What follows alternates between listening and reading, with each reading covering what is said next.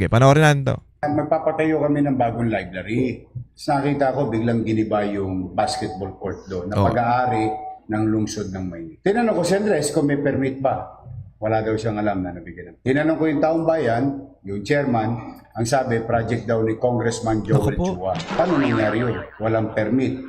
Kasi alam nyo mga kababayan, medyo may pagkabastos to si si Chua. Ang Maynila, kung hindi yan maayos na mayor tong si Isko Moreno, hindi sisigaw ang mga Manilenyo na bumalik si Isko kung etong mayor na to bully lang, siga lang. Automatic yan, batang batang kanto yan, batang Maynila, ganyan talaga magsalita yan. Hindi porket congressman ka, hindi ka nadadaan sa akin. O tiyaga, gawa ka ng mga ganyang bagay nang hindi ko alam, nang walang permit. Kung tutuusin, dapat automatic yan, napupuntahan mo yung mayor. Yorme, meron kaming project na gustong gawin dyan.